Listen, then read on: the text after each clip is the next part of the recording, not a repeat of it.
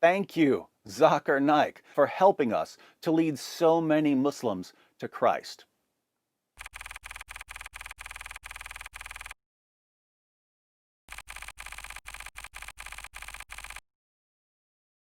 አላህ በሁለተኛው መንገድ የመስኩ ምሁራኖችን በየክፍለ ዘመናቱ በማስነሳት ኢስላም ላይ ለሚነሱ ሹብሃቶች በቂ መልስ እንዲሰጡ በማድረግ አላህ ቁርአንን እንደሚጠብቅ ቃል ኪዳን ገብቶልናል። የገባውንም ቃል ኪዳን ይሄው በተግባር እየፈጸመልን ነው። በተለይ ዛሬ ላይ አምላካችን አላህ ወደ ህንድ አካባቢ ዶክተር ዛኪር ናይክን አላህ አስነስቶልን በኢስላም ላይ ለሚነሱ ሹብሃቶች መልሱን ከቁርአንና ከሐዲስ ብቻ ሳይሆን ሹብሃት ከሚያነሱ ክፍሎች የትኛውም የሃይማኖት ድርጅቶች ከመመሪያ መጽሐፋቸው ጭምር ጥቅስን እየጠቀሰ ትክክለኛው የሐቅ ጎዳና ኢስላም ብቻ መሆኑን ከዛ ውጭ ያለው እንዳለ ውሸት መሆኑን በማረጋገጥ ላይ በተግባር እየተገኘ ነው። አልহামዱሊላህ። ይህ ሰው እንግዲህ ብዙዎቻችን እናውቀዋለን። እሱን የሚያውቀው የማያውቀው ሰው አለ ማለት አይቻልም። አላህ እድሜውን ያርዝምልን ይጠብቀው ከመጥፎ ነገር ሁሉ። በብዙ መቶዎች የሚቆጠሩ ስራዎችን በቪሲዲ አበርክቶልናል። ከነዚህ ስራዎቹ መካከል ደግሞ የተወሰኑት ከ10 በላይ የሚበልጡት በሀገራችን ቋንቋ በአማርኛ ተተርጉመው ለህዝብ እይታ ቀርበዋል።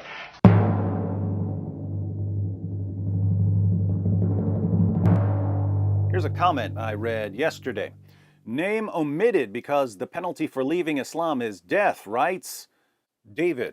I really want to thank you for all the efforts you did in studying about Islam and sharing all the truth you found with us through YouTube.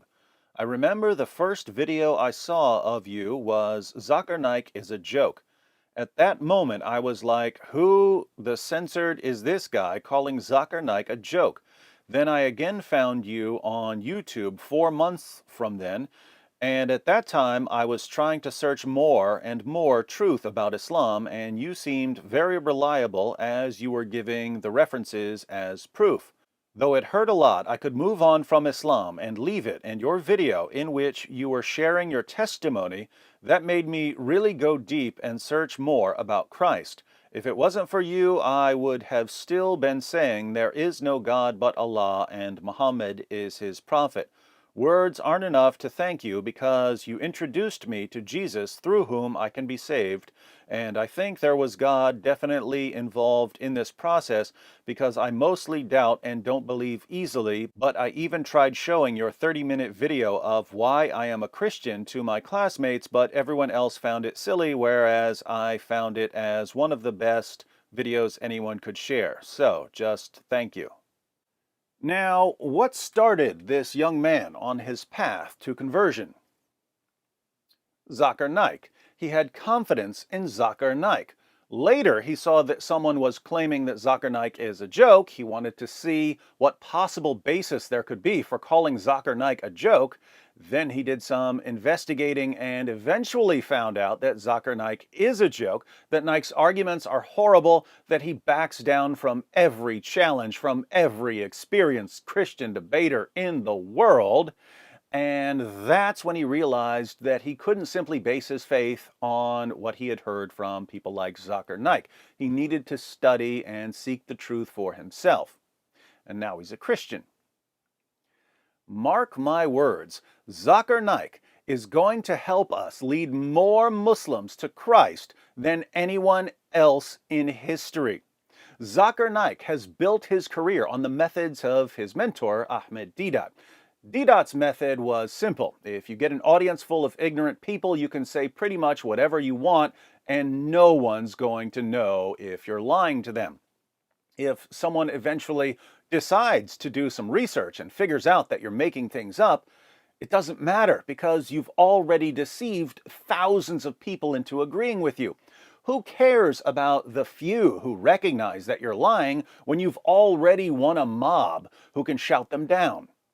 So Deedat understood that all you need to do is sound like you know what you're talking about. Just sound persuasive. It doesn't matter if you're spouting total nonsense as long as it sounds good. Deedat influenced people like Naik and others who now use the same method. But there's a problem with this method.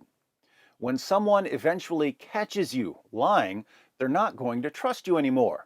So there's always the long-term risk that you ultimately end up destroying your credibility.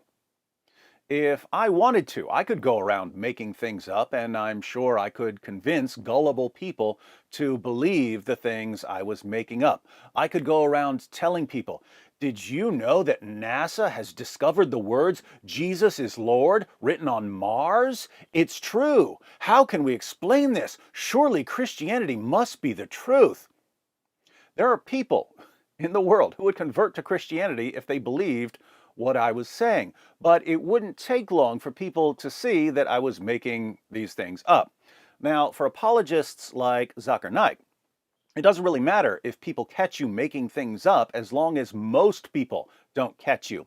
And in the days of DDOT, this was a very successful method because when someone went to the library, did some studying, and realized that DDOT was lying, what was he going to do about it? He could go tell some people that DDOT's a liar, but DDOT would already be speaking to the next packed out auditorium. So DDOT would get away with it. What's different now? Well, now we've got the internet. Now we're in a position to expose people who've built their Dawa empires on deception. Now, when a young man realizes that Zakir Naik is a deceiver, he can tell other people around the world what he's learned. This reminds me of ancient Persia.